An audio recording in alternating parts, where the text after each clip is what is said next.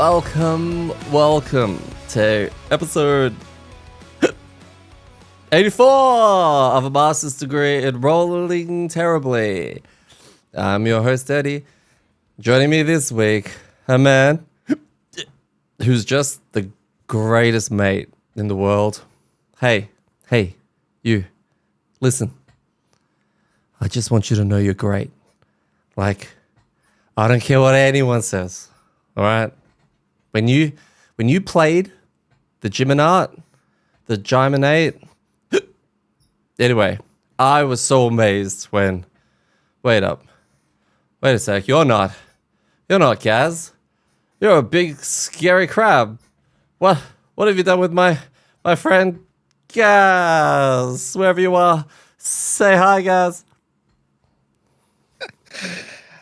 Hi, guys.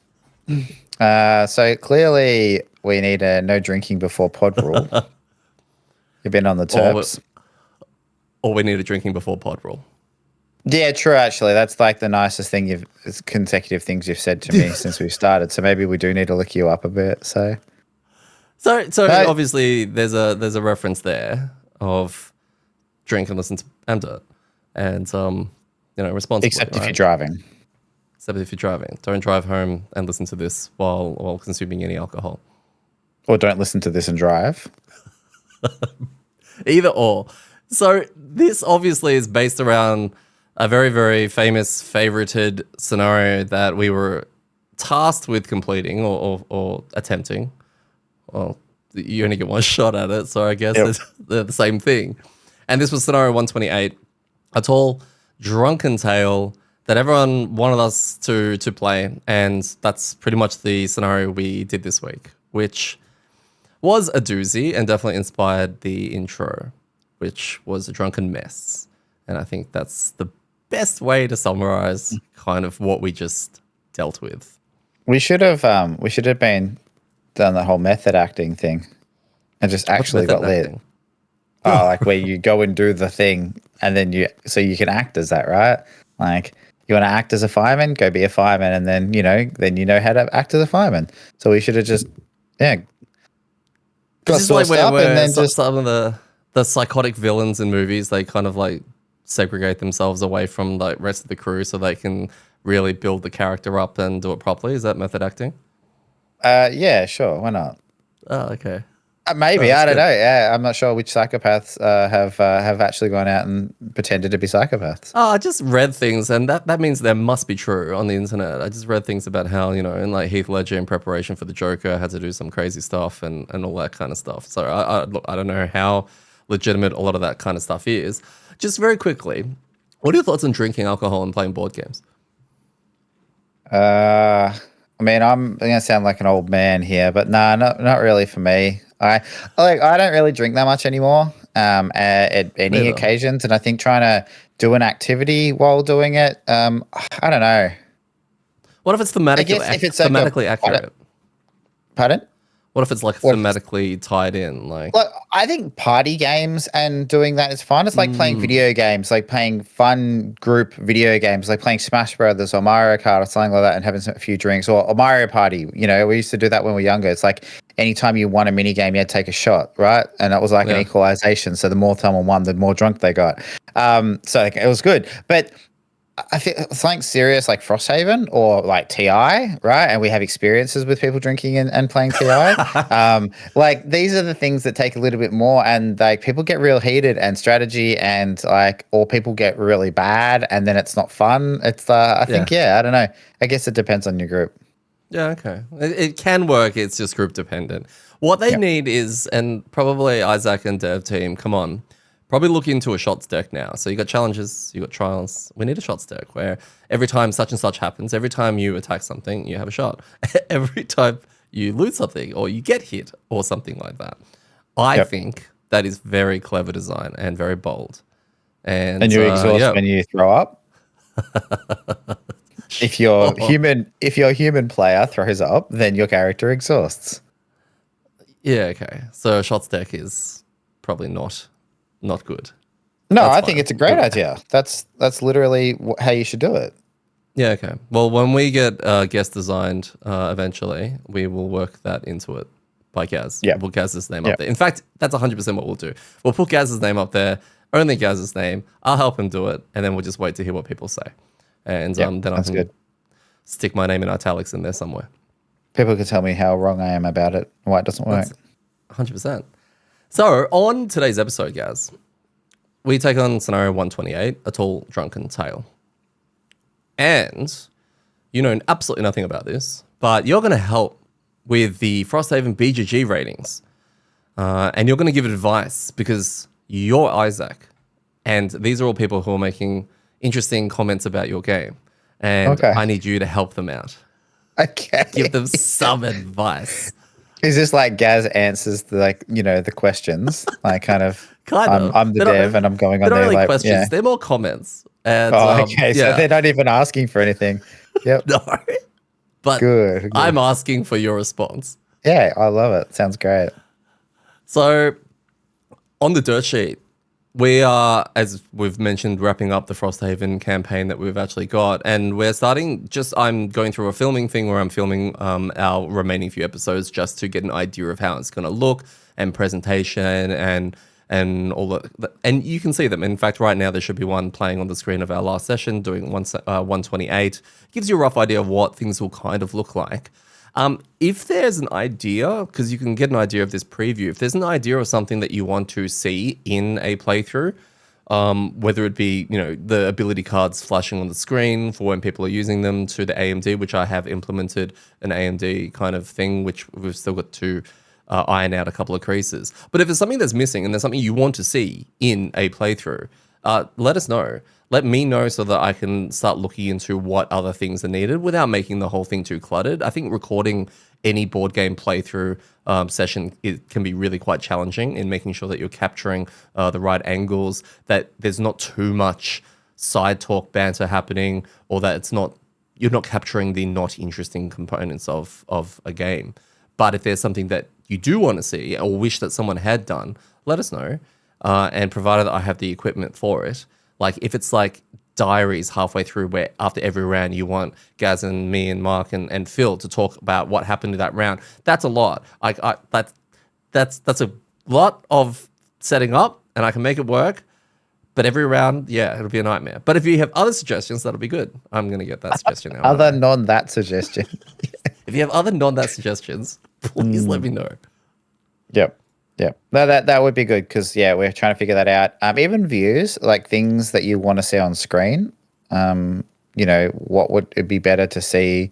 Like you said, you're going to throw up a couple of other shots that we've got at the moment to see. Like, does that show enough? Is it easy enough to follow? Stuff like that. Yeah. I think a lot of that would be very important. As every week I'm tweaking little things here and there to make things just run smoother.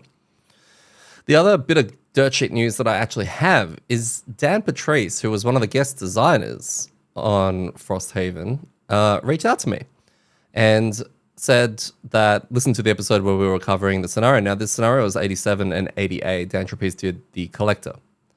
And they designed the guest collector, design of the two. So the collection and the collection capstone, which involved a boss fight. So the collector was the one where we actually, Was that's the one where we got to the end? There was the stationary blade spinner, right? And there was the two dudes next to it. Mm-hmm. Yep. Yeah. Okay. Cool. Yep.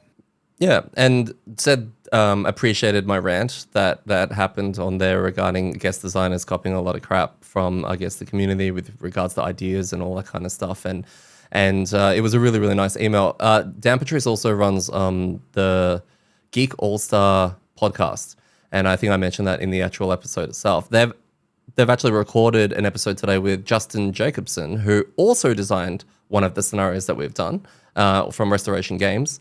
They had a conversation called Frosthaven Designer Diaries on their latest episode. Their podcast is roughly about 2 to 3 hours long, and they discuss a whole bunch of board game related topics, etc. I think Justin may have been a guest designer on this particular episode, but they were talking about the process of how they designed those scenarios. The one that Justin did was Titan, the 127, the giant robot. Oh, 123, sorry. Climb up. Yep, the climb up. Oh, okay, cool. Yeah, so they have a segment. Look, if you've got time and you're interested in this, it's a Frosthaven Designer Diaries kind of segment of how they, almost like that whole process of designing those scenarios and their ideas and what actually happened. Also, what changed. It goes for about half an hour, and it's probably about halfway through their latest episode. So I'll pop a description in the actual link if you want to go check that out. But it's interesting to get back to the mindset of what these designers are going through when they are given a task around designing thing and what enemies and what message are they trying to get across. Like with Dan itself, Dan mentioned that I think now it's gone from my head, but brother or twin brother or someone or a close friend was being represented by the two guys that were being pinned down by the blade spinner when it was torturing them. So it was kind of like those kind of things you will never know about, but it was kind of the stories behind wanting to design something a certain way, which I thought was fantastic. Yeah. So that's really have a look into that. I didn't know, so I'll have a listen and see what they're talking about. And it's kind of one of those things. Seeing it, like you said, seeing behind the curtain. This is one of the challenges when people go on the internet and have rants about stuff that they have no idea what they're talking about in regards to, say, what you reference with all the people dumping on the guest designers, is that they don't have the context. They've just got the final result. And so they go, it didn't align with my experience, so therefore it was wrong and the person is stupid, right? And that's without any understanding about, like, what was the goal? Did you just miss the goal? Like, you see a movie and you're like, I didn't like that. Someone's like, oh, did you get this point? You're like, oh, no, I didn't really get that at all. So, like, it's possible that people miss the point. But something like this, then those diaries and going into that mindset, it's great, but it's probably not going to hit the people who actually need to listen to it, which are the ones whinging. So I feel like it's going to be like an echo chamber for all the people who are like, oh, wow, that's really interesting to know. And that's why I think you guys are awesome at doing what you do. And the people that are like dumping on them, I will not listen to it, which would help get them clarity as to why they're wrong. About being grumpy about guest designers. So, but that sounds like a really good listen. I'll have a listen. Yeah.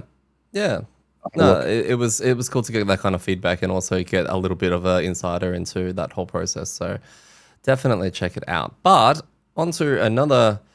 Are they a guest designer? I don't know if they're a guest designer anymore or they're a staple, but we're off to scenario 128. This is A Tall Drunken Tale.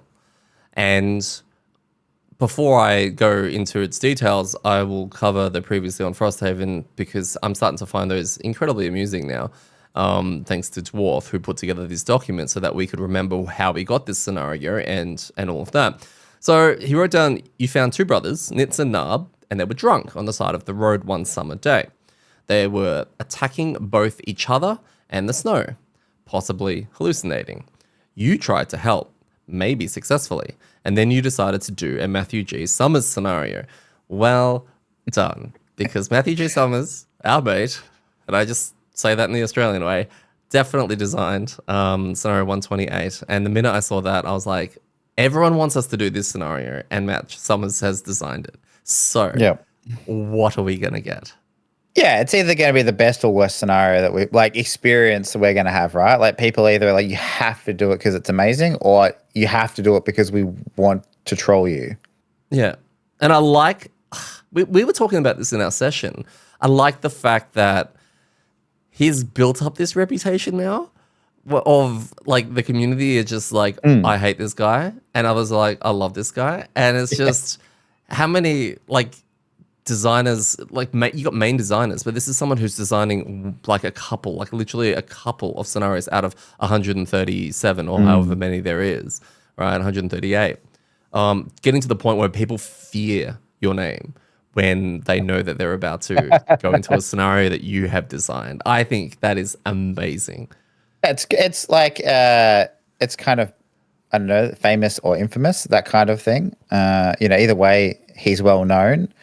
I'm interested because we've got, just to preview some upcoming content, we're going to be doing our top 10 and bottom 10 scenarios, right? We're going to redo that, which we did about a year or so ago. And I'm curious going back through the ones I had in my last bottom 10, like worst, and this worst, if any of them are Matt Summers ones. In actual fact, now it's got me wondering how many of them are actually guest designer ones. Yeah, okay. Because I mean it's it's one thing to be like, oh, this guy makes these really annoying scenarios and we hate them. I'm talking from the community, by the way, not from me. Or people generally like the guest designer scenarios are the worst. But like, I'd be curious to see if when you actually like put them side by side, are they the worst or are they just all mid, right? Which when you're doing 150 scenarios and you're only picking 10 top and 10 bottom, most of them are mid, right? Like there's a really good chunk of ones that are not standout. And that's I don't think Matt Summers' ever ones don't stand out, but I don't know if maybe they stand out and they are still just okay. Yeah. Because they always have a lot of rules and complexity to them, but I don't know whether that necessarily makes them the best ever or the worst ever. They're just memorable from that reason. I think that's it. They're going to come down to mostly the personal experience of people who did it. And this will come into the community part later. But you got people who absolutely love this scenario and you got others who absolutely hate it. But more so because they had a bad experience playing it, or they didn't lean into the design joke, or the, people who, this example, the one that we've just done, taking it way too seriously, right? Taking it way too seriously as an example, therefore led to because they didn't realize that it may have been a bit of a gag or a tongue-in-cheek kind of scenario. Yeah, that's a good point. Maybe we can talk about that at the end. But yeah, if people were going into this one treating it as a like get sweaty, do well, like I've got to beat this scenario as hard as I can, and completely skip all of the flavor, right? Then I can see how people miss the point on that. And I guess that's the challenge as a designer, right? It's always, if you ever put a joke into something, right, that's supposed to not be a joke, you've always got to be careful of like, will people find this funny or will they just feel I wasted their time, right? Like it's like putting a storyline in. It's like, oh, you do all these crazy things and then you wake up and it's all a dream. It's like, okay, is that a good twist or did I just waste people's time? And I wonder if there are I don't know. This isn't a review on this scenario, but I wonder if that's where some people get to when they have these obscure or kind of different scenarios that aren't just supposed to be a like, it's a get sweaty like and just hit it real hard and then like flex when you win, right? They're supposed to tell a story or do something else. It elicits some kind of other emotion other than just like, I'm the best. I wonder if a lot of those ones don't land with those people because maybe they're not quite right for Gloomhaven, Frosthaven type thing. I don't know. Yeah, it's interesting. Anyway, so I'm keen to hear all these community feedback kind of questions for Isaac and the team. Yeah, I think they're also looking forward to your response. They're still waiting. Yeah, absolutely. Yeah. So I'm going to break down a lot of the setup and a lot of the things with you. I want to talk to you about them as they're occurring, and get your thoughts on each one as we go through them. So for starters, the scenario goal is complete at the end of the 9th round. At the end of that round, we're going to read a thing. So very specific. We haven't had a timer scenario in a long time where it was like survive until this amount of time. I personally love these ones. There's one that in the forefront of my head at the moment, if I was to do my top 10 list of scenarios, there is one that has this as a rule that is probably my number one still, and it's not this. Sorry, I didn't mean number one still. That's a spoiler. It's one that we hadn't done when we did that list, but it's got that as a win condition, which I absolutely loved. So going into that, when I read that, love it. I love that. It gives me a defense bunker down feel. And I find it really enjoyable. The only other one that I can think of that we did with that was the Protect the Pillars. And like, I'm not like, I'll probably remember that one when I go through it all and you tell me. But the only problem with survive until X or scenario ends at X amount of scenarios that I have is that it can feel very solved once you get to a point. If there's an objective, we didn't have an objective in this one. This one was just like at the end of the 9th round, it's done. So it was more of but if it's at the end of the 9th round, if you're still alive, or if the end of the 9th round, if you've killed all these things or whatever the case is, then that can almost be like a round or two. You can be like, oh, well, we've solved it because that thing's over there. It's stunned. It can't get and kill me in 2 rounds. So therefore we win. And that can kind of let the sail out of those things because you know the ending. But I see what you mean. Like if it's, having a timer on it is good. And the only thing that breaks that solved feeling is if the designer throws a special rule at you every round. That definitely does Because it's break definitely not solved. that. Don't feel safe.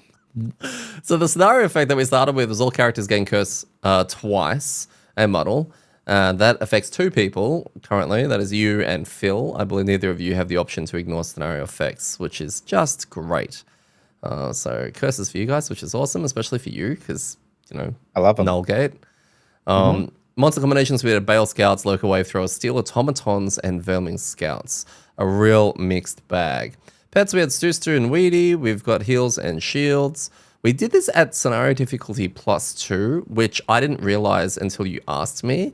I think after the first or second round, you were like, is this +1? And I've gone, oh, I'm not sure. And I checked and I was like, oh, it's +2. So that was a nice little fun surprise that we accidentally set up for. Must be an X-Haven saving thing that we've got set in there. I'm still level 4, Gaz. I'm on the Geminate. Gaz is level 5, I think, as of still doing this. 6. Did you level up after it?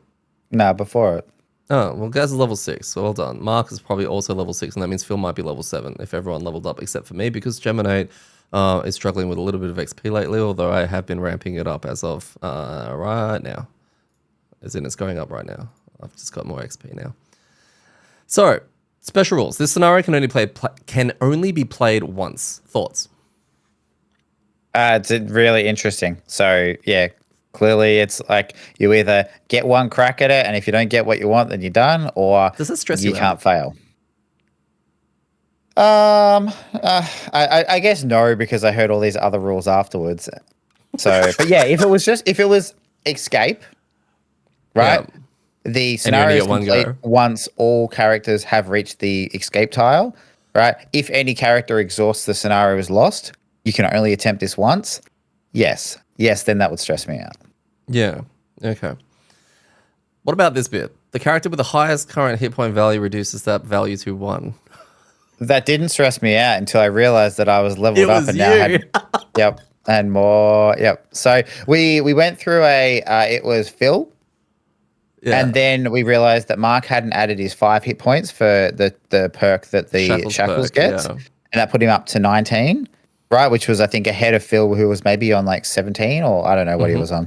And then when we were about to do Mark's health, I realized that I had leveled up. And so I also went up to 20, I believe. Yes, So you're it on was 20, me. which made you on 1. Made me on Oh, one. these special rules are so cool so far. They make perfect sense, thematic sense as to what the hell's going on. Makes sense. So whenever wave throwers were our favorites from scenario 22, and we haven't really had much trouble with them since, but whenever they summon lightning eels, instead they spawn a vermling scout with 1 health instead, which makes perfect sense. I'm really glad that they've made this change just for this particular scenario, because it definitely spices things up somewhat and makes, yeah, like I said, a lot of sense. But all the Bale Scouts will act before Vermling Scouts.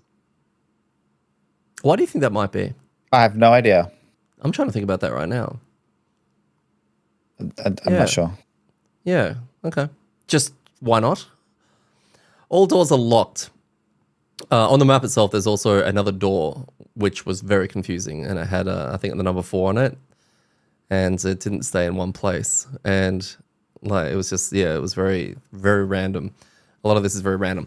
Shuffle 12 number tokens face down. At the start of each round, reveal 3 of these tokens. These represent the embellishments for that round, which you are encouraged to complete. After revealing embellishments, any character may short rest before card selection. All characters and character summons contribute collectively towards these embellishments, and each can only be completed once per round. So keep track of which you've completed near the round tracker. So to set the scene, I guess, Nib and Narb are drunk in a tavern, I think at the crater, and they are recounting the story of something we did as amazingly brave mercs. Is that right? I don't know if it's us or them. I'm not sure. Okay. Yeah, I'm also not 100% sure. They're telling a story. We're telling a story about things that happened to somebody. Yeah. And these embellishments are part of that Yeah. storytelling process. Yeah, so like the TLDR for the embellishments is that these are supposed to represent the events, the cool shit that happened during this drunken tale as these people tell this story. And we're going to randomly draw them, and they are things that we need to accomplish. You have that round to accomplish it, and everyone kind of works together to do it. And then you put them aside. Now, there was a bit of discussion about, because it specifically says once they're completed, put them in their own discard pile. One of the things with this scenario that we kind of quickly became just be the rule on is if it doesn't tell you what to do, just assume that you'll find out later. So that discard pile thing, the little corridor door thing with the number 4 on it, a whole bunch of other stuff, right? It was just like, it doesn't explain it anymore. So let's just assume that later on we find out what's going on. Yeah, and it doesn't stop us from talking about why, and how what we think something is meaning, only to then tell ourselves maybe it'll explain it later. So maybe if we just keep playing it, we'll know what to do.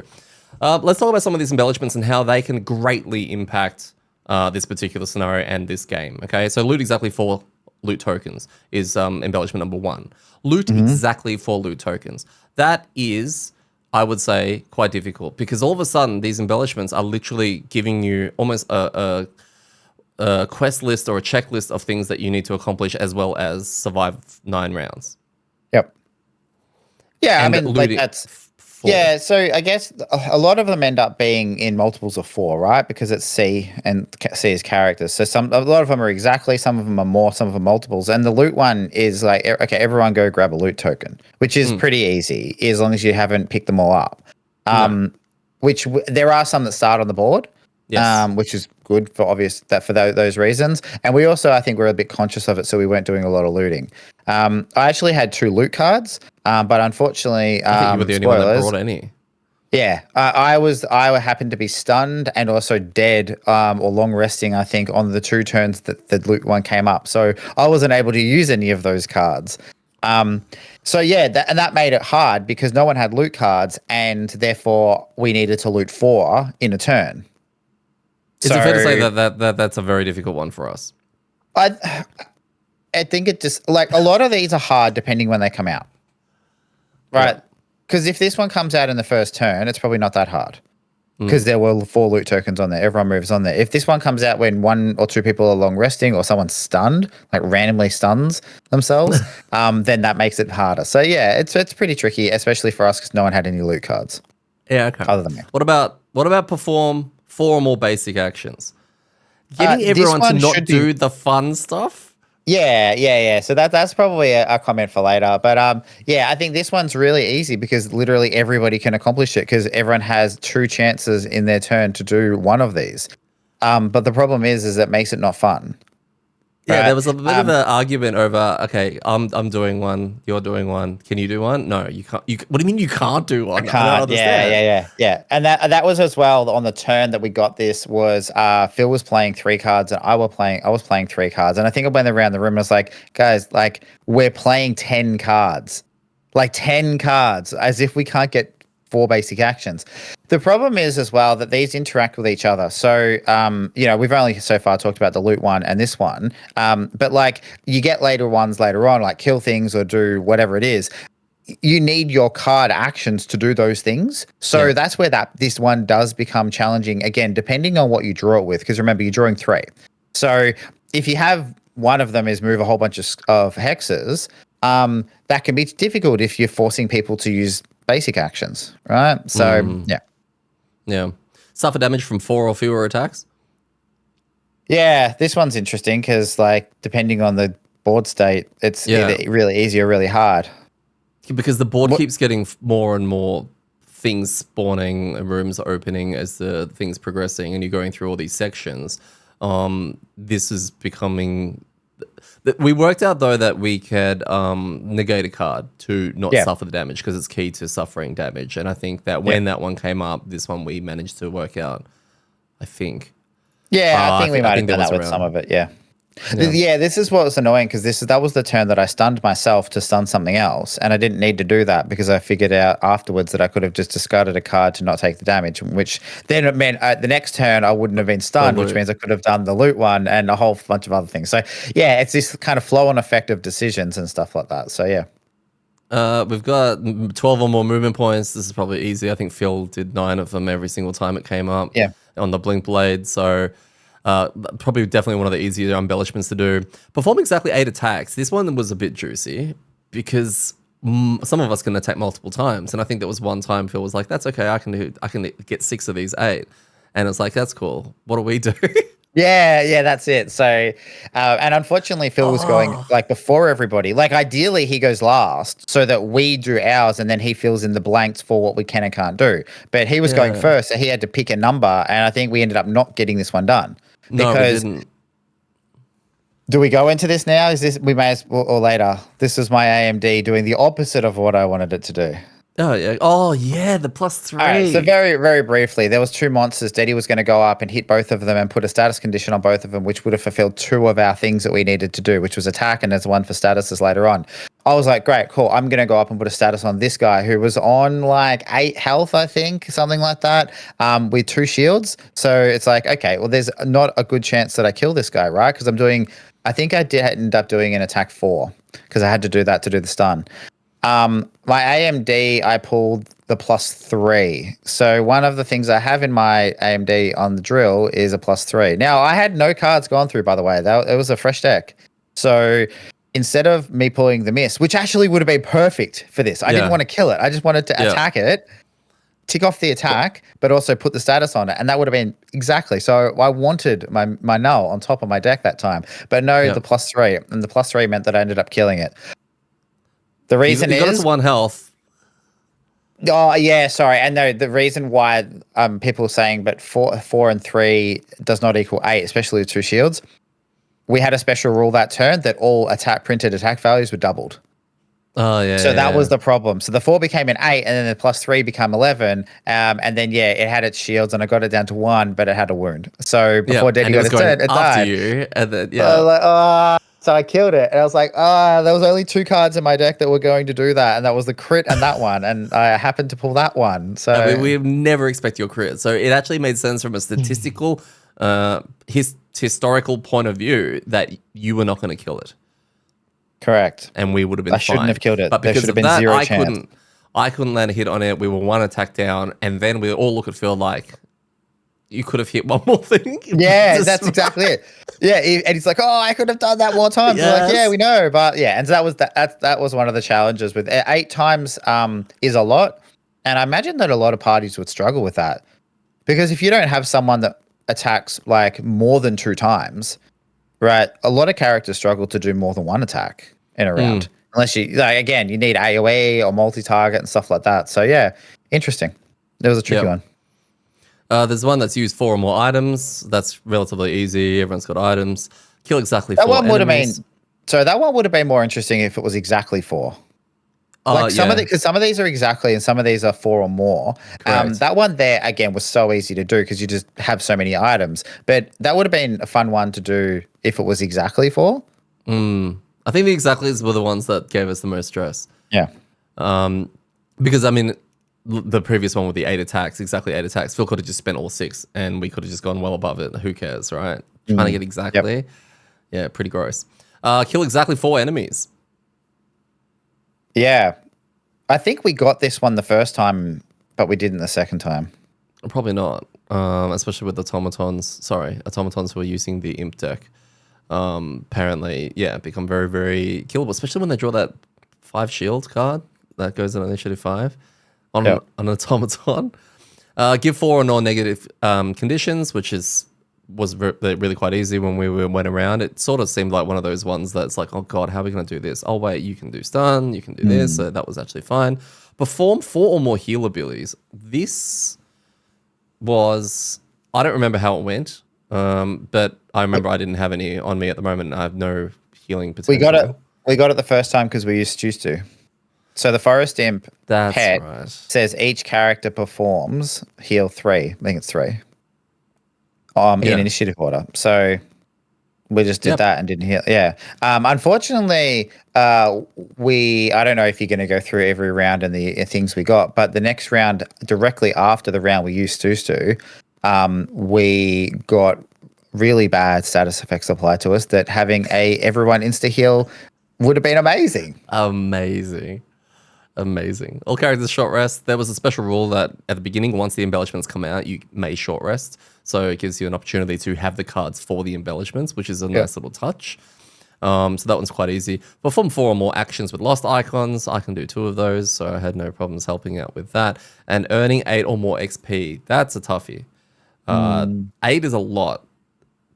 A Well, lot. that's similar to the 8 attack one. That's asking everyone to do 2 XP a turn is basically like a lost card, I guess.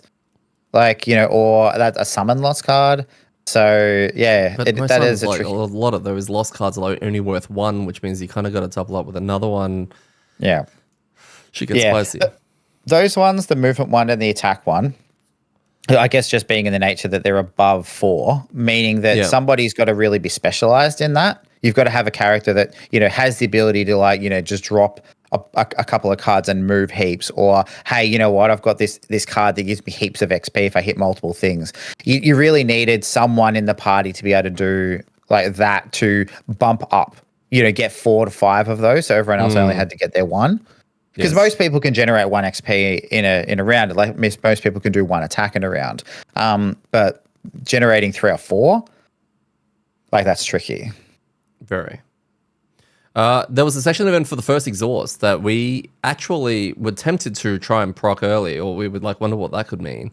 But we didn't until probably the last round or the second last round with you, and you were getting Perry Pipered by a bunch of invading things that were coming out of the rooms and pouring into to beat our faces in. And when that does trigger, whenever any character becomes exhausted, including now, which is what happened to you, they do not alter their play area in any way and they remain on the map. So they immediately perform Heal L Self, which is the scenario level, which was 5 for us. And they recover 3 lost cards and remove 1 damage token from the tracker where the completed embellishments are tracked. So this, what does that give you? 2 turns, I think? You get 3 lost cards back, depending on, it depends on how many cards you still had when you exhausted.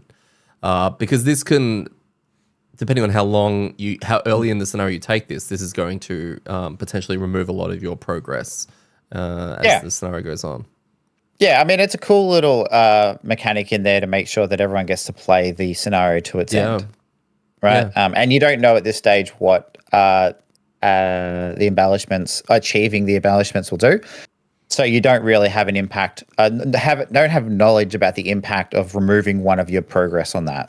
Would this happen, as you said, right at the very end for us? So we're like, oh no, we've worked really hard to get these. Hopefully that's not too bad. So, but I think it's cool. Yeah. Yeah. No, I think it's good. So each round, all the embellishments disappear at the very end, and you get 3 new ones. And you also get new rules added. So the very first one that happened, we added a sideboard, a whole bunch of monsters, and the only special rule that kicked in was all characters discard 1 card from their hand if able. So far, delicate, nice, easy. Everyone can discard a card. It's not catastrophic.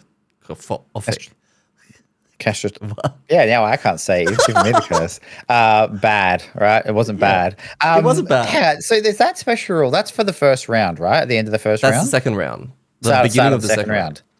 Yeah. So, and the rules say discard a card if you're able. I love the idea that I suppose one person is starting on 1 HP, and there's 4, 5, 6, 7, 8. There was 8 monsters in the room, so there's a good they could get targeted a lot.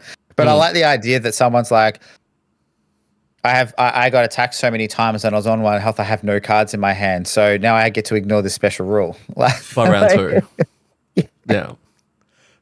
Round 3 though. Brought us the special rule. Immediately kill any 4 enemies with the lowest current health.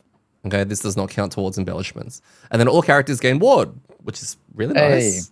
It's a nice little surprise. And the 2 characters with the highest and lowest hit point values switch those values with each other, neither exceeding their maximum. Oh, that was hilarious. That was hilarious because I think Mark had just moved forward and gotten booked by a bunch of the wave throwers. And so he was down to 1 or 2 health. Meanwhile, Phil had been off to the side hiding and punching some things while he was out of range and was on full health on about 15. So this one came out and suddenly Phil was now almost dead. Nearly dead. So yeah, great little twist. Yeah, it was amazing. Something to add, so just for people who haven't done the scenario and are listening through these rules, these at the end of each round, and actually each section event as well, there's stuff to read.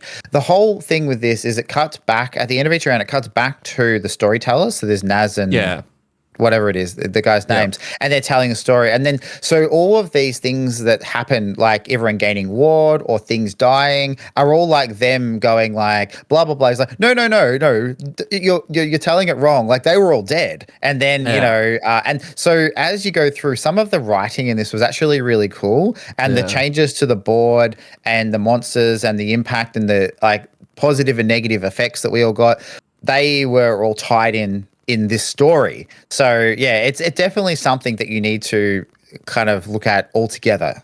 It's not just like, oh, just skip the fluff part and read the special rules, because I think then you're losing a lot.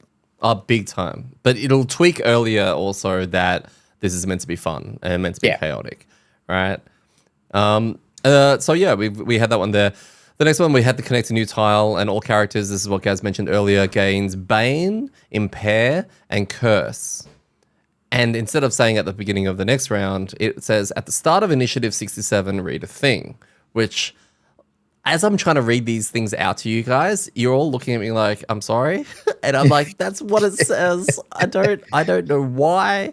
I don't know how, but I'm also not drunk reading this out to you. And it was, And that Bane and etc. that was directly after we thought we were really clever in using Stu, the Forest Team, to heal us for 3 and achieve our embellishment, and then everybody ended up with Bane. And I believe I was also stunned. So I think I was stunned, had Bane, Impair, and whatever else that it said you had. And I was like, oh, cool. Our ward. I think I still had my ward though from the previous turn. So I was like, oh, as long as I don't get hit, my Bane is only going to hit me for 5. And the problem is we couldn't use items because of Impair. So we couldn't actually use healing pots. We couldn't remove the Bane through those kind of methods. I ate my Bane, but I had a ward on me, like you said. So I was like, yeah, I'll take 5. Like, I'll just take 5 and deal with it. But yeah, it was interesting. Funny. As that happened and we hit Initiative 67, whenever that was, any figures that did not have a turn will not have one. It just immediately stopped it. Yeah, and so you played a late initiative, you're done. So what would happen if you played in a late initiative with Bane on you? You didn't get a turn. Yeah, that's what I was thinking. Yeah, you'd skip to the next turn. Yeah. Okay. Which is just interesting because that turn when I had stun, I was going to long rest because I was like, I think I had like 4 cards left. And I was like, oh, do I long rest? I've got 4. I'm going to waste 2 on my stun turn, and then I'll have 2. I'm like, no, I'll just play them early and try to tick this Bane before anything hits me, so that the ward would hit the Bane.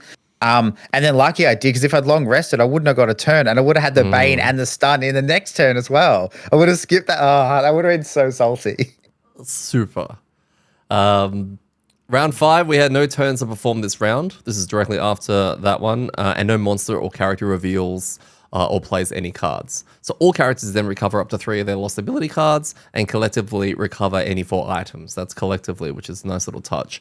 All figures will then perform Heal L Self, which is the scenario level, shuffle all the monster ability decks, and then shuffle the 12 numbered tokens face down next to the map. Do not draw any this round, and then relocate the snow door somewhere else on the actual map, which is a nice little just reminder that that thing still exists. Because of all the chaos of everything going around us, we would have forgotten it. And this was like a nice little reset. Oh, it actually finishes with each character swaps places with another character, such that no character occupies the same hex they occupied at the start of the round. So nice little reset and also reshuffle. Yeah, from memory in the storyline, this is where one of them was said to the others, like, no, you've got it all wrong. Like, so it was almost like, that drunken story where someone's going on, and then someone just butts in and says, you are terrible at telling this story. That's not how it happened at all. This is how it happened. And so it's, again, a cool way of resetting what was kind of a smallish kind of board in a couple of rooms. And a whole bunch of stuff comes back. We get healed back up and get a whole bunch of cards back. And it's like, then go again, and a whole bunch of other crazy shit's going to happen. Like, it was, again, it felt really cool. Yeah, I like the fact that there's you've got all of the bad stuff that's happening to us, and then you get a good one like this, which kind of makes it feel okay. Like, it's not you just getting absolutely slammed over and over again. The fact that you can recover lost cards as well just always makes people happy and excited, because all of a sudden you can now do some big wombo combo for the second time, to try and achieve some of those embellishments. Yep. Round 6, we had the open door 3, and we had to reset a previous room as if it was revealed for the first time. And now, instead of revealing monster ability cards during the ordering of initiative this round, we get to choose and reveal 1 card from each monster set on the map. and then shuffle the remainder of the decks. So this was a little bit like the one we did recently with the Alexander one. Program director? Yeah, that's right, with the program director, in that we're deciding what they do, which obviously you're going to pick abilities where they do nothing or can't reach or something along those lines, which is a nice little touch, a nice little bonus again. The other thing as well, you might have mentioned it, sorry, but I missed it when you were reading through all the things that reset. The embellishments also reset. Yes. Yeah, so all the ones that we completed or not completed, like from the discard pile, all now went back into a new fresh pile to randomize and then start drawing 3 out again. So that kind of answered the question of like, well, it's 9 rounds and, you know, there's only 12 tokens. We're pulling 3 each time. How are we going to get through all of them? We did that, and there was a break in the middle. So Yep.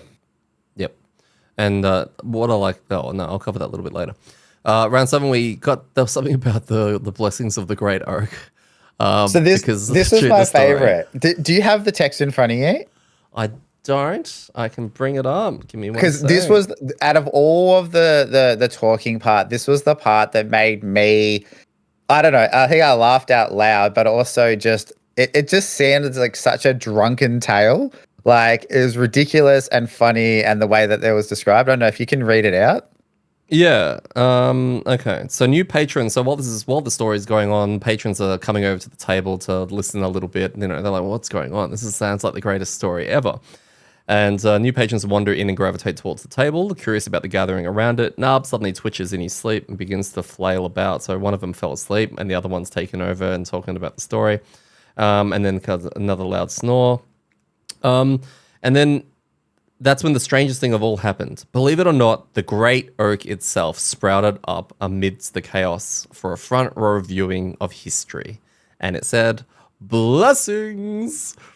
Nit stands and make a big flourish with his arms, showering the front row in droplets of ale. People can't help but smile and applaud. So special rules: place 1 tree in any 3 starting hexes. And the tree just blesses everyone. I just love it. It's just like, no, and remember that part where the tree just came out?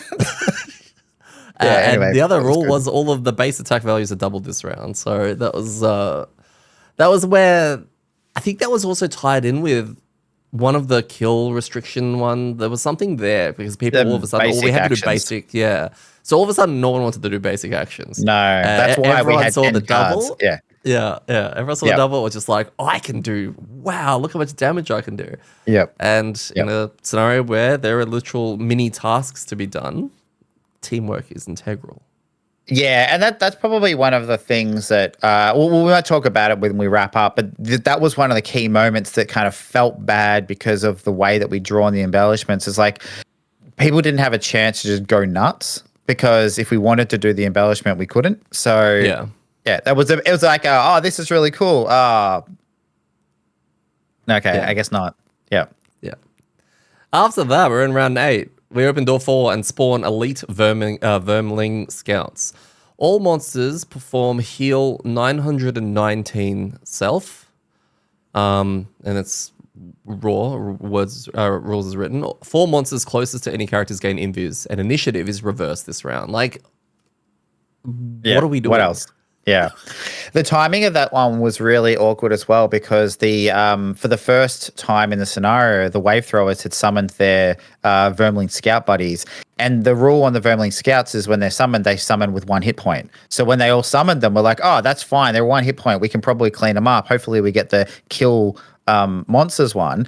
And then at the start of the next round, everything healed for 919 or whatever it was. So I was like, okay, well-timed game. Yeah, and having the invis was always definitely fun, especially when dealing with range as a Geminate and trying to deal with these embellishments as well. Round 9, we finally made it. All figures reduce their current hit point value to 1, so absolutely everything goes into sudden death mode. And we placed 3 snow rocks in empty spaces if able, which actually worked out quite nicely, I think, because there was a bit right now where you're on 1 health at the front, and this might have been that round where you exhausted, but we had that much crap on, and the Great Oak was obviously there, and that was taking up 3 spots. So all of a sudden, these monsters just could not move around properly. It actually worked out pretty nicely, because that could have been horrific, as we're all on 1 health and cowering in the corner. Gaz, Gaz exhausted, unfortunately, and that's where we triggered our thing. But by that stage, it was just survive the last round and then see kind of what happens. There was a loot treasure tile that Phil went over and looted, and it was very funny because it was kind of like, there's a loot treasure tile, it's a story. Like, you're not going to get anything out of this. So he got absolutely nothing, which was really cool. Anything else on anything that you remember that, I guess, occurred?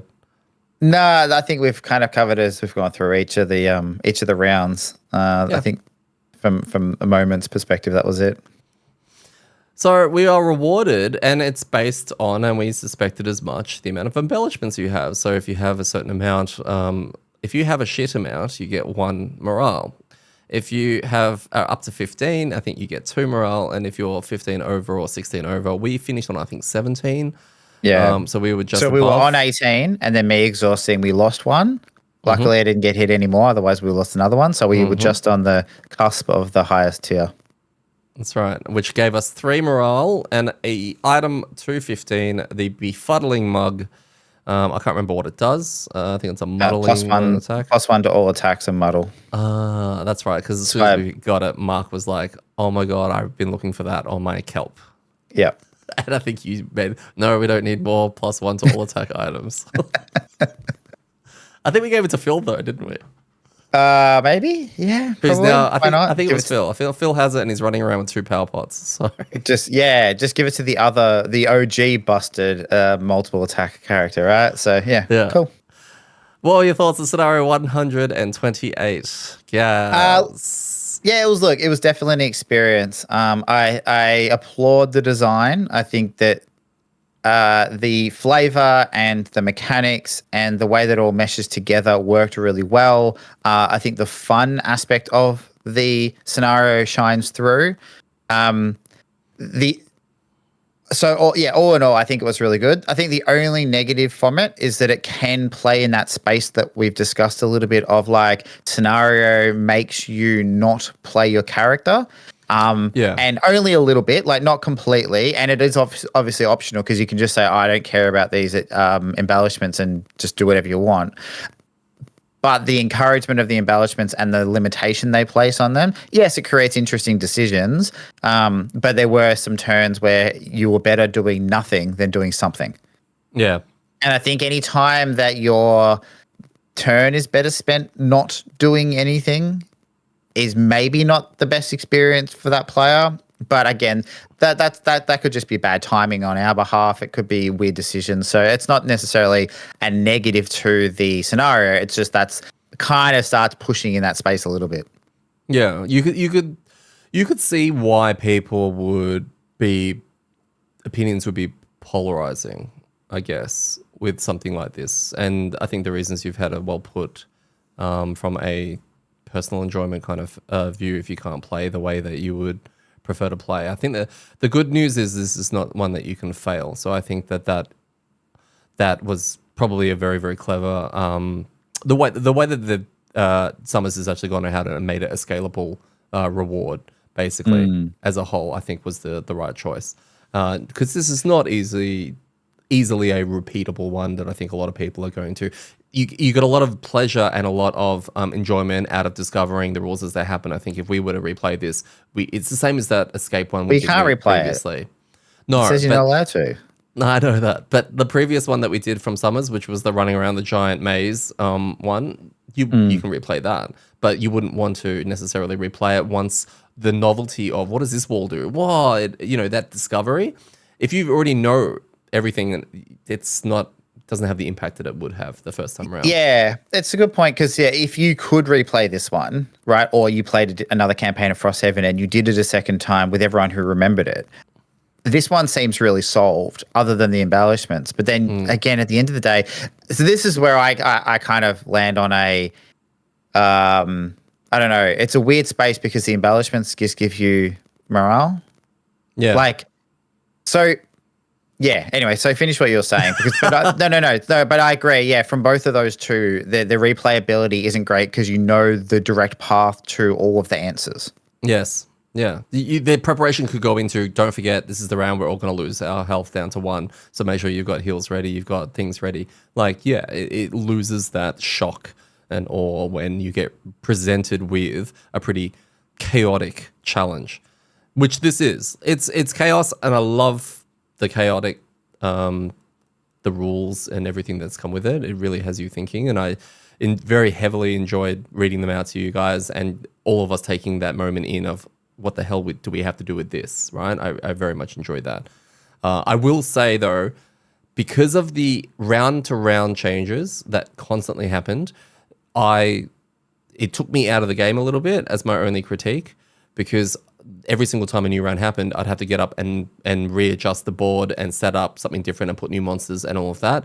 And normally if we open a door, we've got a room, we have to clear it, and then there's sections for the next room. We're in that room for a good 2, 3, 4 rounds, clearing it up. So it lets me sit there and play properly until we have to set something else up. Doing it every round became exhausting. Yeah. My literal only critique. Yeah. A question with that notice. Would this scenario, do you think the enjoyment of the people who didn't like this scenario potentially would be improved if at the start of the scenario it said you can't repeat it, which it does. You also can't fail it. And you will be rewarded based on how many embellishments you achieve. What was the original question? Would people enjoy? Will people enjoy it more? Yeah, because the only reason my thinking is that going into this knowing that yes, we can't repeat it, but it doesn't specifically outline you can't fail, and it doesn't tell you that getting more blemish. What are they called? Embellishments. Embellishments is going to give you a better reward. They were things we assumed, and we were correct in that assumption. But yeah. So I don't know. Thoughts? I would have thought that there's enough breadcrumbing happening right now with the story to give you an indicator that it's not to be taken as seriously as you may take other scenarios. I agree. I agree with you that I actually think that, well, it's not agree with you. I think that some kind of disclaimer somewhere, and it's probably done enough with the you can't fail this, you only get one shot at this. But maybe not enough for people who may take everything maybe a little too literally, or they may be skipping the cutscenes and not really reading, because the intros are quite long sometimes. I can see people glossing over that or they don't necessarily care and they just want the meaty gameplay. And I think, if there was something written at the start of, I don't know, don't take this scenario too literally or something along those lines. Yeah, because it doesn't, I don't think it says you can't fail. I think it just says you can't repeat it. Which I mean, is much. I agree with you on the breadcrumbs. I think that it does enough to tell that. I'm just wondering from people who have looked online, heard this is the best, gone great, let's give it a go. They've gone in, as you said, a lot of people don't read. I've seen this in comments of people like there's too much flavor text, there's too much storyline. I don't care about it. Part of the reason why Dwarf's summary previously on summary is so good because you can kind of just really quickly get into it. If they ignore all of that and then they also ignore the section event writing and just read the rules, then yes. So yeah, I don't know. I'm not saying that they should have it in. I'm just wondering where the miss is from people who go, nah, this wasn't any good because it was too stupid. I don't know. Yeah, I don't know. I'm wondering how much of it goes into the it's too hard basket because, I mean, I can see eyes glossing over a little bit where when to beat the very first line in the special rule does say this scenario can only be played once and cannot be lost. So that's the very first thing it says. Okay. Yeah. Cool. But then it says the character with the highest current hit point value reduce their value to 1. Do not select up Steel Automaton. They use the Snow Imp deck instead. It was at that point, and I read the next bit where it says local wave throwers don't summon lightning eels. They summon a vermin scout with 1 health instead and a bale scout to act before. That my eyes didn't gloss over, but I'm like, that's a lot already for me to comprehend, right? There's a lot in that small bit, and I'm not even halfway through the purple box yet, and that's the original stuff. And I'm like, how the hell are we tracking all this? Xhaven did a really good job of tracking a lot of it. It automated the decks for us, so that the automaton had the Snow Imp deck. It did a lot of that already, but I can see where people are looking at this and already going to make a judgment or an assumption on how they're going to feel about this scenario based on what they're reading in that first box.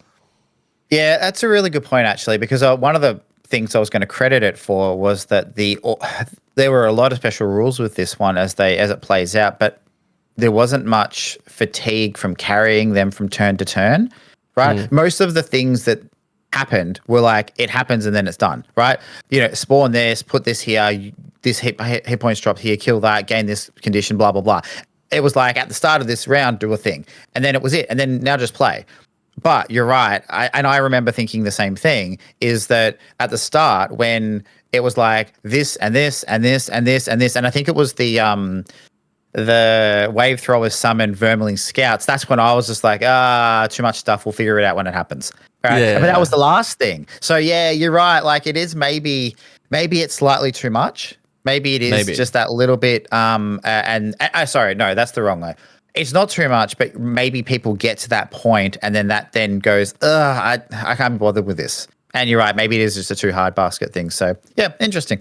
Yeah, I think the rules box is big, but a lot of the times when you read a special rules box, it's quite cohesive and it kind of all syncs together. These are all separate little mini rules that are in the same big box, which then becomes hard because you've got to track all of them, potentially, which I think, 100% adds to it. Could you do 2 more like of these style scenarios? If like, let's just say Summers right now, this 128 right now is the start of a 3 chain that he's done in the same vein as this. Could you do 2 more in the similar vein where the story continues?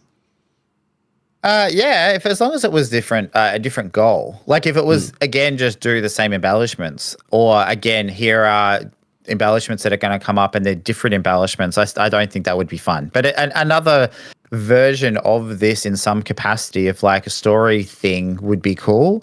As long as it felt different. If it just felt the same again, it was like, here, 9 more rounds of just crazy randomness. No, probably not. Yeah. Because chaos is fun, but when it's all chaos, it's like, then that just gets a bit samey of chaos. Yeah, okay. Because, it got me wondering about not repeating, but doing other scenarios. You know how you complete a scenario, you're like, that was amazing, I had a really good time, I don't want to do that one again. Or one that's even adjacent to it or similar to it. Is that how you would feel about this particular one? But when you say, provided the rules are different enough from this, then yes, it's not an outright, I'm not touching another Summers one anytime soon. No, not at all. Like we did this and the Spelunky one pretty close together, and they were similar in craziness of weird things happening, and I don't know, lots of triggers. It seems like in a lot from memory, Summers seems to like triggers, right? Like, thing happens, then do Y, and it's all a mystery. I think that's great, and I think you could do this one and the Spelunking one close together, and they're 2 examples of very different scenarios that kind of have the same chaotic, choose your own adventure feel to them in a sense. So yeah, I think you could do a chain of these. It would just have to be different. Yeah. Okay. So. Mark made a point that this would work better as in a digital format, right? What are your thoughts on that? Like if this was if this was Frosthaven but the digital version, a lot of this would be handled easier, obviously from a spawning and admin point of view. Yeah, I mean, I think you gain a lot out of that because we've talked about this with a lot of scenarios. As soon as you take the admin out of them and you just get to focus on the mechanics, I think the game, then I think it would be this would adapt well to digital. Yeah, I think that's right. I don't know if it'd be better because it's a different game. But one of the things they could do that would be cool if they ever do this in digital, which I don't think they are, is when its round ends, that it cuts to another map. Right, where you have hexes and it's a bar, and you have all the characters in the bar, and they tell it almost like kind of like a Baldur's Gate style, where all the characters come together and it tells the story, and they make that part would have to be really well done, and then it would flip back over to the actual board where you have your characters and all the things would spawn and be there. That'd be cool. I think that would create, because that would mean that the one of the coolest things about this scenario, which is the story and the tale, would really be brought to life because you'd have the voice actors doing it, and you'd have images and visuals and all that kind of stuff. So. Yeah. All right. I love that. I really love that.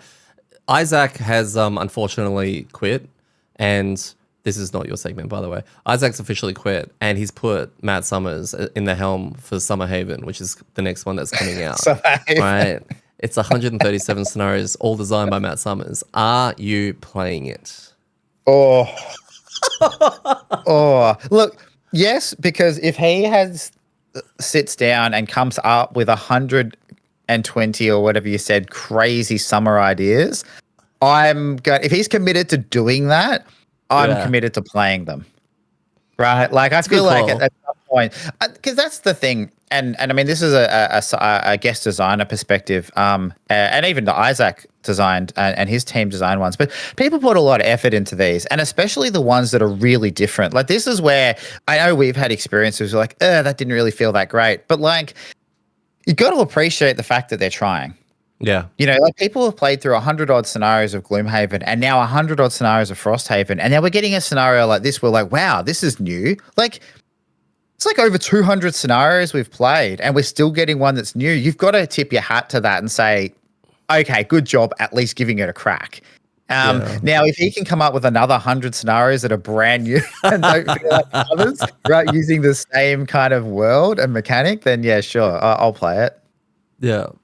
I'm waiting for one where he just goes even like crazier, which I don't know if is possible or not. But I think I made some jokes about how, okay, two players will swap two of their cards with another player, and all of a sudden you've just got, where the drunken people have forgotten who the heroes are, and they've kind of mixed two abilities together, kind of dumb thing like that. Yeah. No, I'd 100% play as Summer Haven. I think I think you'd have to be drunk to play it, but I think that you could definitely. I think you'll do well, Summers. I think you need to do it.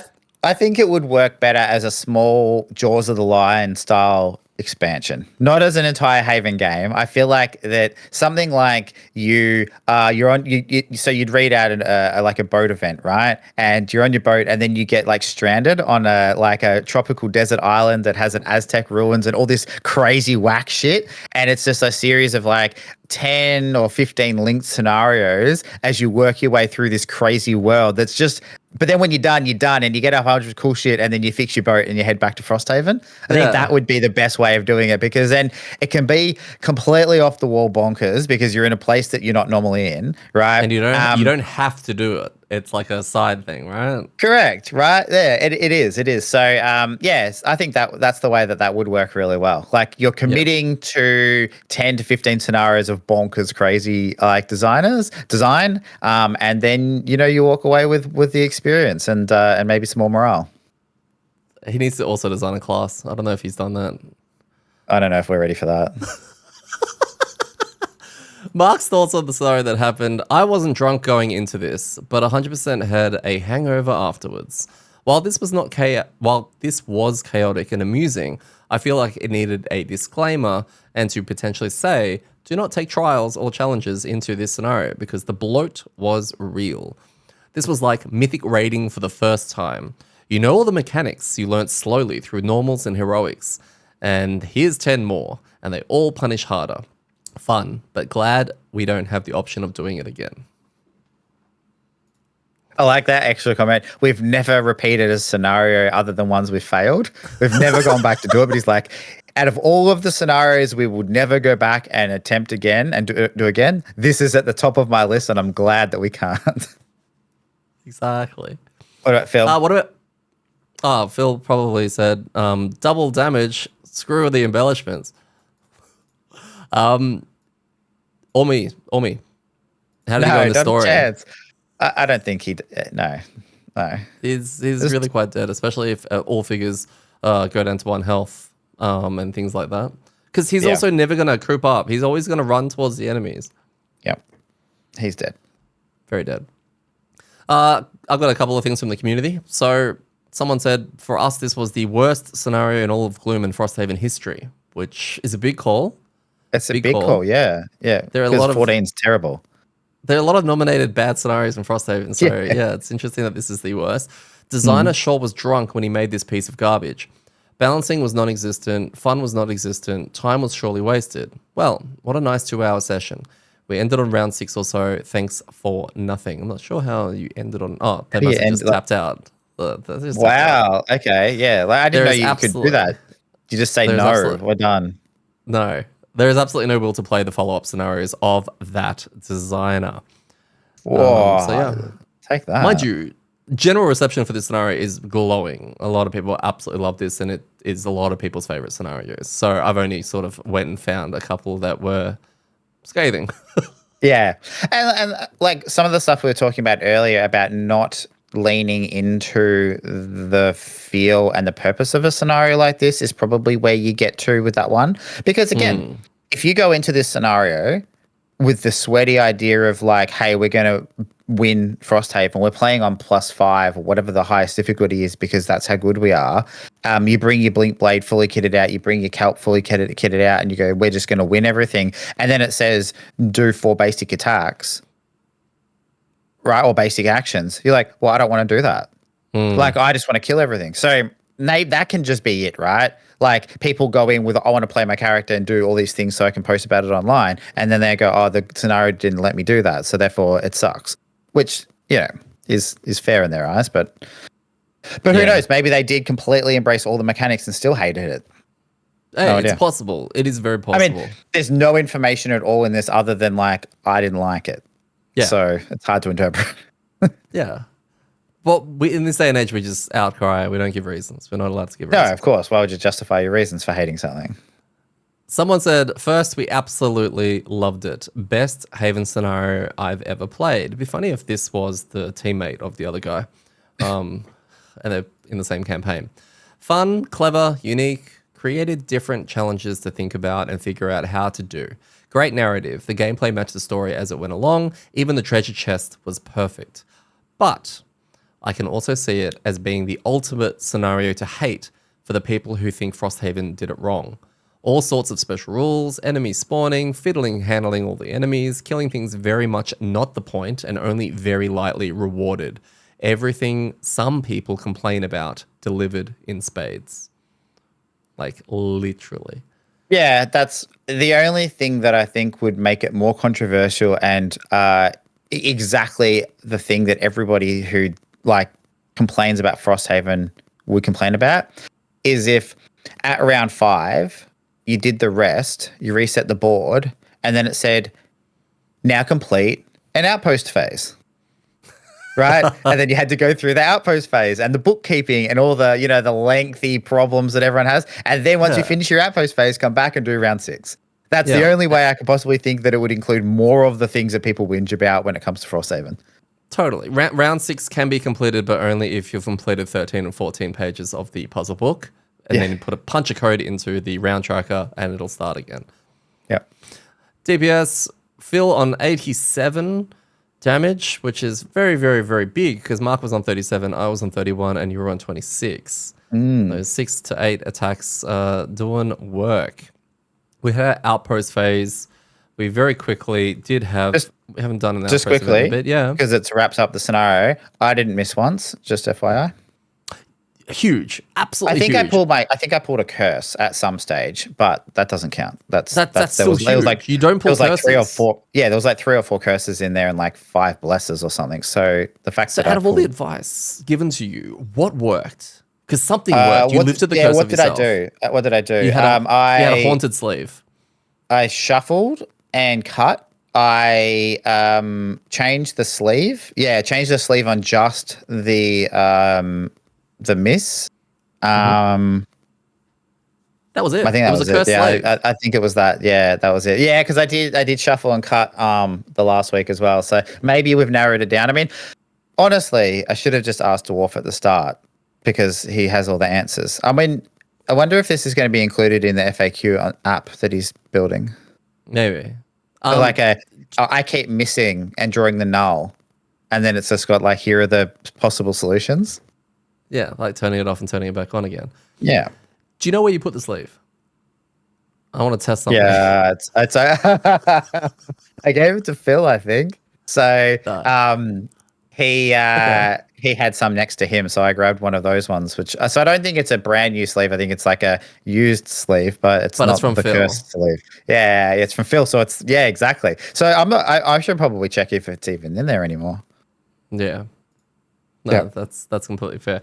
We had 2 outpost events, one from the previous. We did one at the beginning from the previous one, and then one at the end of this one. So do you remember either of these? One of them, we've got Summer Outpost Event 64, and we have Summer Outpost Event 28. The very first one. I remember one of them. I think I remember the second one. Oh, okay. Yeah. Go. Yeah, so the first one we saw the return of the Blink Blade, and we had a Spider-Man meme moment because it's been forever, and the event for the Blink Blade was actually in the Outpost event deck for summer.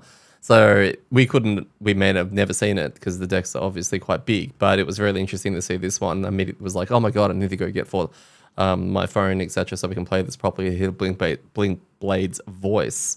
But yeah, apparently Blink Blade found someone that was a bit naughty and was trying to assassinate them, and we had to tell them, can you not do that in the streets? Can you not murder them here? Go somewhere else. And no, it was cool. It was a return. We always said that we won't judge the characters on the return until we've seen the whole picture. You've seen the whole picture now for the Blink Blade's return. Was it as grand as does it go in the expectation pile of all the other cool ones that we've had? I mean, it's probably in the top 3, right? We got like an Prosperity. Yeah, we did. Yeah, that's a good fight. Like, I mean, that's probably the almost the best reward that I can think of. We lost the morale, so that's. Who cares? I mean, that's good, right? It's still the best. Yeah, that actually improves it. Yeah, yep. But I mean, there were no axe nuts. That does drop it down a peg. So. Yeah. And the one we also had at the beginning of, the end of this one was, do you remember this one? I don't know what's wrong with my Yeah, this was the prisoners, yeah? The prisoners. Yeah.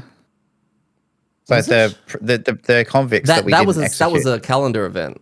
So yes, that was the calendar one. Okay. So we had to, when we had I have no idea.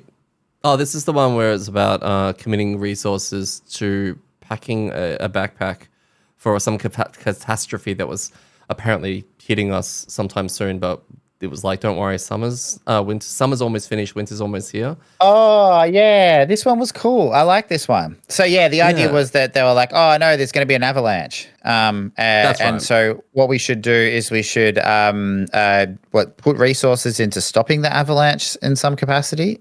Or the other option was like, don't worry, winter's not far off, it'll just freeze over, right? I love the idea of like, she'll be right. Like, that's such an Australian thing to do. It's like, that avalanche, that mountain's about to melt and come down here, and you're like, she'll be right, it's fine, global warming, what's that, right? And you made a comment, didn't you? You actually said, well, winter's actually not that far away, and you went and checked winter was 3 weeks away, and so I was less like, I wonder, like, the way it sounded was, if we're going to be in winter soon, then it should be fine. I was like, yeah, let's do that one. Like, who cares if it's an avalanche? We fought harder monsters. And it literally was like, if winter's 3 or fewer weeks away, it's fine. We're all good. We're fine. No effects, and everything else is negative. So, hey, you thought outside the box, and it rewarded you for it, guys. Yeah. I like the design of this one because this is an example of one of those things that it's like you can kind of try to work out. Now, if it had been you put resources into it and then you lose some stuff but you avoid a bad thing, or, hey, we'll wait it out, and you're like, oh, we'll wait it out, and it's like, you can't wait it out. You lose 5 morale. Then it's a bad one because you've thought about it and there was no way of, So, yeah, I think it's cool. Nice. So, yeah, we haven't had many, I guess, good events lately, but we've had a few now, and it was nice to reshare some of those. So, we've also been doing heaps of linked scenarios, so. Yeah, your favorite. You are Isaac Gaz Childress. You are now running Self-Love Fair Games. And look, while I was on BGG just recently when I was gathering data for something completely different, I stumbled upon the Frosthaven BGG page, and I saw the number and I was like, oh, that's right. I remember when we first played Gloomhaven forever ago, as we were playing the campaign, we were watching it climb the BGG top 100 to the point where it was like just behind Pandemic Legacy, and it was like, oh my God, it's gone all the way there. And then it took over. And we were so knee deep into Gloomhaven. So it was like, yeah, our team became the top of BGG's top 100, and it sat there for years. It's recently fallen off, yeah? Just as a side note, because I did look at the top 10 BGG games the other day, or the top 10, top 20. I'm really surprised that Pandemic Legacy is up there. Like, for someone who's played season 1 and 2, like they're good. I would highly recommend people play them. But best ever is I don't know. Anyway.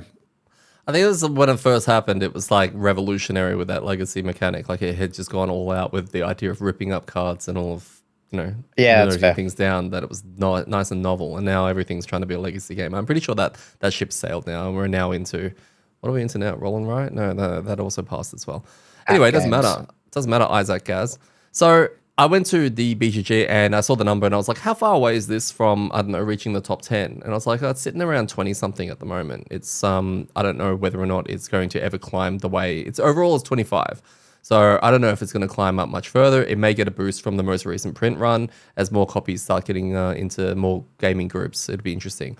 But I thought I'd check out what the average rating, geek rating is. And every game has a geek rating and a whole bunch of people who write a bunch of comments on there from tiny little things or just no comment, 1 out of 10. But no comment. And a lot of the times, look, these ratings don't mean anything because anyone can just spam them. Gloomhaven 2.0 hasn't even come out and it's got like 6 point something. And it's literally people in there spamming 1s and 10s. And the 10s are like, I'm just putting a 10 because, you know, I'm making up for all the 1s and the 1s are going real hard versus the 10s. The game hasn't come out yet. Like no one's played it, but that's how the system works. Yeah. So I jumped into the Frosthaven one just to get an idea of what some of the more recent things that people are saying. And I'm going to read some of those out to you. And I need you to come up with an answer or a solution for them, for whatever their problem is. Okay? All right. Yep. So someone rated it a 5. And they said, almost 20 scenarios in. I've lost interest in this game. It's just too long.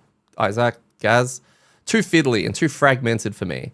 The balance in each scenario is pretty good so far. My group of 2, which is the Deathwalker and the Geminate, has only had to replay 1 scenario, and it's mostly been a close run, but the story progresses so slowly, Gaz. And the outpost events, they had nothing except bureaucracy. Apparently, you need to complete around 100 scenarios, and with almost 3.5 hours per scenario, setup and maintenance included, that's just not a commitment I'm willing to make.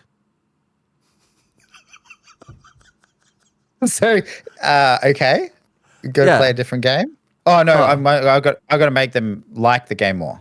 You don't have to offer some advice, offer some help. Play the next 100 scenarios and then let us know what you think. Nice. I like the stall tactic. Fantastic. Hopefully they'll just disappear, right?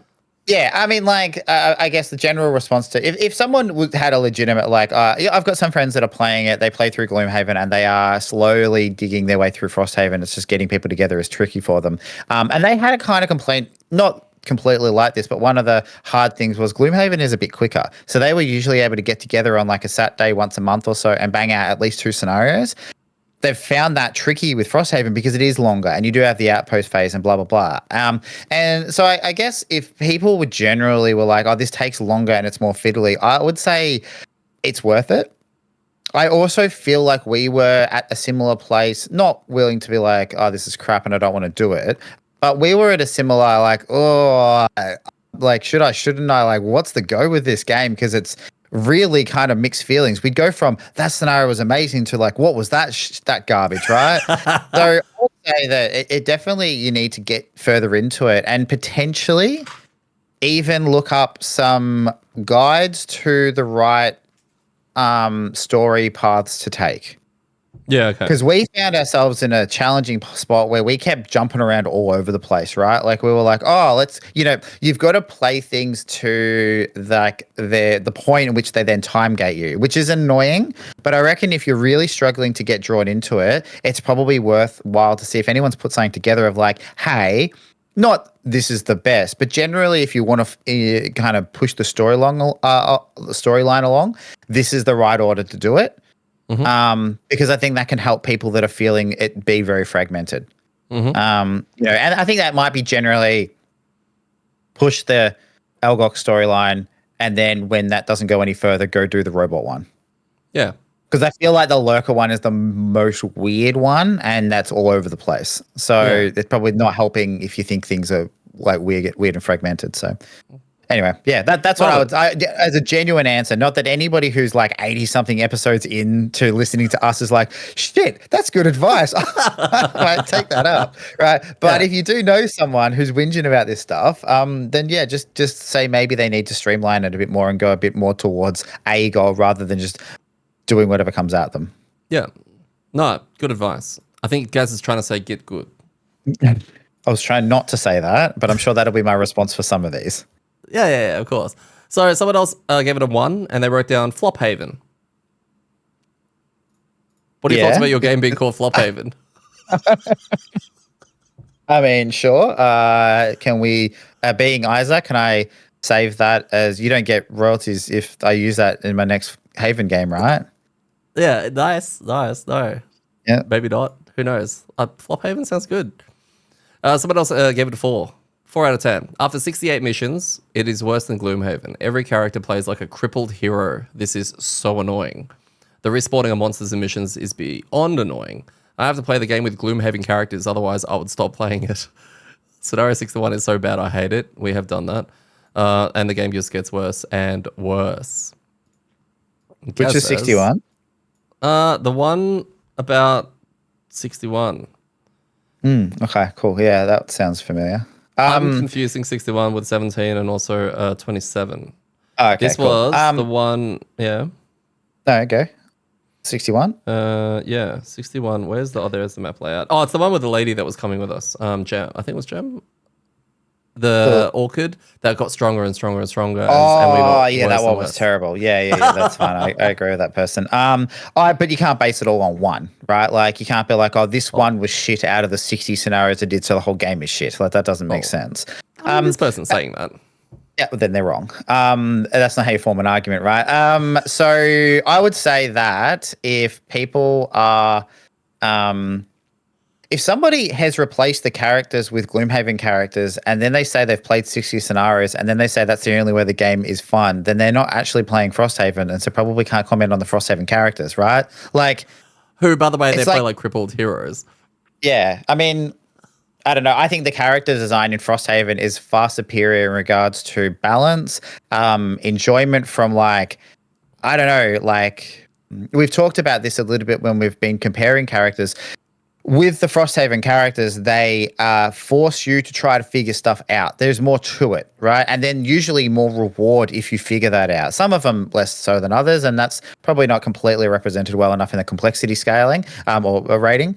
But compared to Gloomhaven, like, I don't know. I feel like sometimes there's people who have, the rose-tinted glasses. Like, back when I was a kid, everything was great, right? We had jetpacks and everything was free. And you go, no, that's actually you just making that up, right? Like that's not how life was. And I had the luxury, or I guess the opportunity of playing Gloomhaven really close to Frosthaven because I played digital. So I got to play a whole bunch of those classes pretty rapid succession as well because we were playing 2 characters each and we're burning through it pretty quickly. So not to say that a lot of people have played a lot more Gloomhaven than me, and also Frosthaven. But I think there is an element of people going like, Gloomhaven classes were better. Yeah, there were a lot of Gloomhaven classes that were a lot more powerful. There were also a lot of Gloomhaven classes that were really boring, right? You go, okay, cool. These are the 6 cards that I use because I just keep spamming stam potions, right? And then I just rest and get my best cards back and do the same thing again and nothing gets to attack or do anything and I kill everything. Like, that's fine, but that's at the end of the day, that's not a good design of a character. So saying that the Frosthaven ones are like crippled heroes, yeah, because they're not gods, right? Like, I don't know. I strongly disagree with that. But yeah, Hey, good on them for in saying that. If someone's willing to play 60 scenarios and then throw the towel in, I'm okay with that. Yeah. Like you've given it a crack. Like you can't argue that the person didn't actually try. If you're that far in and you're like, I don't like it, that's fine. Like I think people can not like the game. Yep. It's the people who play like 3 scenarios and go, this is the worst game ever, Flophaven, right? Then they're the people that I'm like, well, okay, sure, whatever. Can't help you. Can't help you. Someone gave it a 5. Wowza. I had the first tutorial all set up to play. I read through the rules. I have played Gloomhaven quite a bit. I like how they always say that. Yeah. I had no idea how to play my hero cards. Did not understand what the cards were even telling me my actions actually were. Taking the game down. Don't know what I'm going to do with the beast of a game. What a letdown. Initial ranking because too difficult to even begin playing the starting mission. Get good? Yeah. Wait, we didn't even do scenario 0. Like, I don't even know how hard it is. But like, that just baffles me. I couldn't understand the character cards. Like, they're no different to, I'm trying to think of the starter classes. The Geminate is the only one I can think of that is possibly that far outside the box that you would look at and go, "Whoa, this is weird." The rest of them are like completely normal. But you can kind of make it out what you need. I mean, obviously, Well, there's a bazillion resources out there and communities out there to at least talk about. But I mean, you can also rate it terribly and not try. say you didn't understand it. Yeah, in direct comparison to the last person that I responded to, where I was just like, hey, sucks you didn't like it, but 60 scenarios is a good crack. Thanks for playing. This person's like, no. Like, you don't get to have an opinion after playing 0 scenarios. Like, that's... I'm sorry, like, that's not a review. Like, opened the box and didn't like it. Okay. Yeah, anyway. Too much punching. Someone gave it a 6. Gloomhaven with more rules, as if it wasn't already enough. Got tired of it after 7 maps. Yep, you didn't play it enough. And if you're already, as if that wasn't enough, like they didn't like Gloomhaven, why are you playing Frosthaven? I didn't. We went through 100 scenarios of Gloomhaven, didn't really like it. Let's give this sequel a go. So yeah, sure. It's another one like the one before. I think that there is a learning curve in the first, I'm going to say 30 scenarios, where I think you're sent all over the place. There is a lot of stuff that you have to take on board, and there are a lot of more complex, more fiddly scenarios than the kind of core chunk that you go through when you're doing about 40 to 50 scenarios in the middle. So I think a lot of that stuff is valid from it is more complex and there is a lot more bloat. But I think balances out after a bit. You either get desensitized to it and it's fine, or you get over that hump and things become a bit more normal. And I think that's why, once you get into those storylines, it does make a lot more sense. So, I got 2 more. Okay. Someone gave it a 5 out of 10. Barely got through the starting part of the game. The rules were all over the place. The cards were difficult to understand. The icons were everywhere. I couldn't find certain icons in the rulebook. I loved Gloomhaven. Loved it. But we couldn't do this. After opening the first door, it took us almost 20 minutes to set up the next spot between 4 of us. I lost excitement in this so quickly that we gave it away after playing the first 3 times playing. 20 minutes to set up the first room in scenario 1, I assume, which is like that, like a town in flames. Don't know. It says after opening. So it was set up was fine. It was opening the door and then setting up the next room. That was 20 minutes between, I think, 4 people. Yeah. Okay. All right. Yeah, I don't know. Again, skill issue. No, I mean, again, it's one of those things. If somebody doesn't understand the cards and it takes them ages to set up and they can't find out what icons mean because they can't read the rule book and all of those things, then it might just be too hard for you. And that's not a criticism. There are levels of complexity that people are willing to invest their time in. And it's like a puzzle, right? Everybody loves puzzles. It's just the complexity of the puzzle. Some people like really easy puzzles. Some people like really hard puzzles. But there's very rarely someone who's just like, I don't like puzzles at all. Because if you give them a puzzle that has 4 pieces, they'll do it and be like, yeah, sure, that was easy. Right? There's a threshold. And I think people get to a threshold of they're like, this is too hard for me now, so it's the game's fault. I think that's a thing, and not just a Gloomhaven thing or a Frosthaven thing. That's just a life thing, right? Someone's designed a thing and it doesn't appeal to me, so therefore it's bad. It's like, okay. It's nice to have opinions. Yeah. Well, that's it. That's why. Really. That's why I think that these aren't reviews. These are people being sad at things. It's a Facebook status. So someone said they rated it 5, and they just said, "My lord, the things people will do to avoid playing D&D."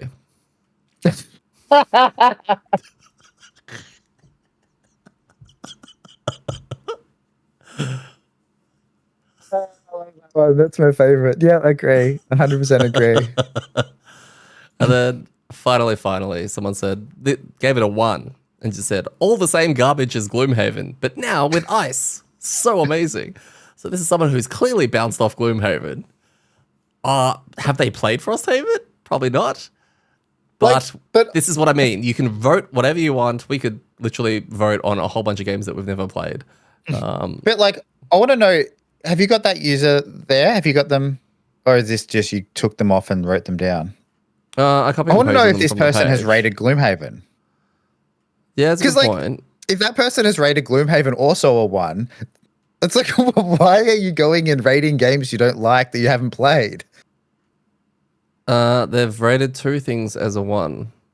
And the first one was Gloomhaven. Okay, Oh, good. I can read that out right now. If you want. Read the comment. Yeah. All right. This is just for science, right? Yeah. I played 4 sessions of this game. This was done in 2019.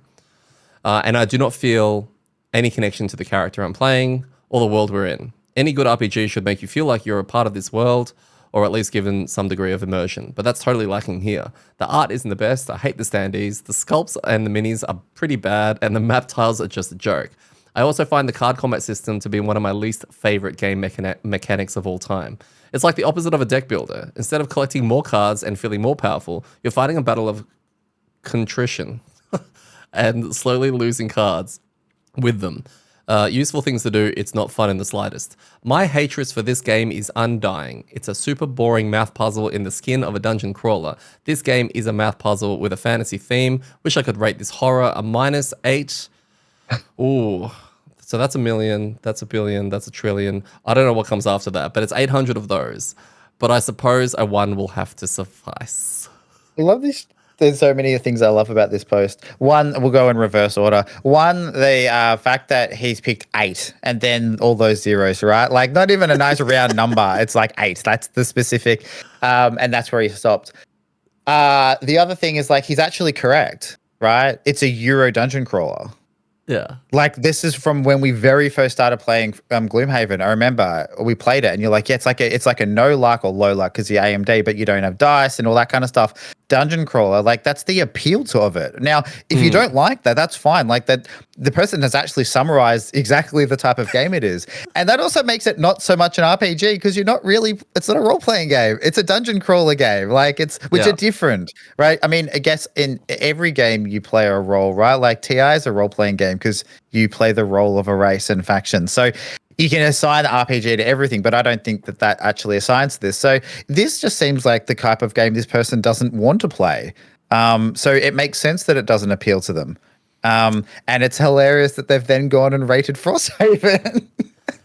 Look, they've only rated like 6 games, and not to go on a tangent or anything, but like the highest rated games are Star Wars Imperial Assault and Descent, Journey into the Dark, 2nd edition, and Zombicide Black Plague. He's given them 9s and 10s. And on one of them, on Descent, Journey into the Dark 2nd edition, which I like, but it's definitely no Gloomhaven. He says, in my opinion, it's the best RPG-like game out there, although I have yet to try Folklore. And I pretty much hate Gloomhaven. Like, he wrote it in a separate comment for a completely different game.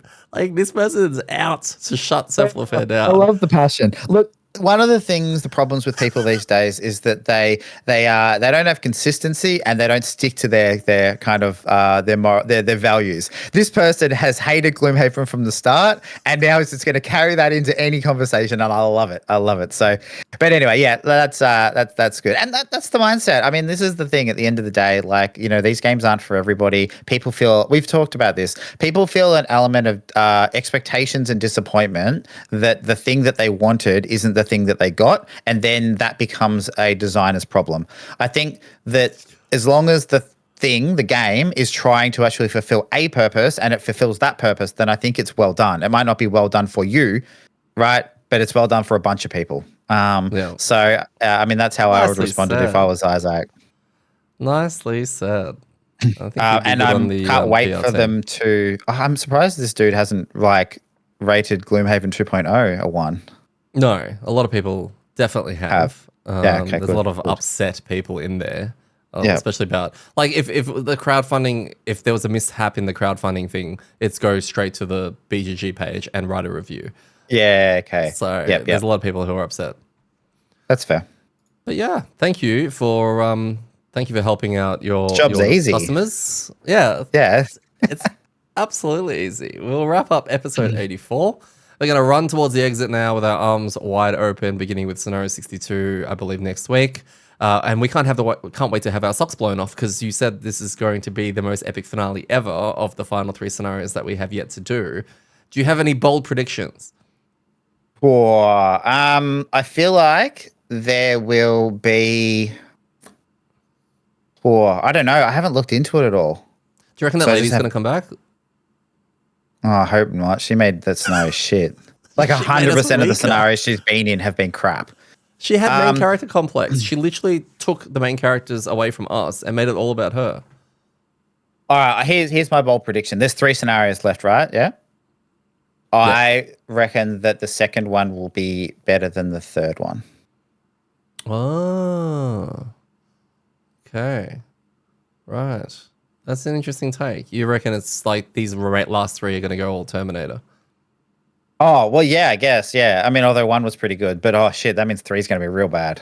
Oh, that's what a ride. So, yeah. You know, I don't know. I don't know what's going to happen. I mean, I assume we're going to get like a bit of a, what are they called? Like a tapper's kind of plethora of all of the different things that we've encountered. Like, I feel like we're going to get algox and robots and like, what are they? The fish people, crabs, lurkers. I reckon they're all going to get thrown at us in some capacity. I don't even know what we're doing anymore. I think we're just saving the world, right? Like, there's a bad prophecy. Saving the world. Yeah, we'll have to read the wolf thing. Our silly little town needs to be saved yet again. Again, yeah. So, yeah. Cool. Oh, cool. Until then, I have been your host, Eddie. I have been joined again by this man.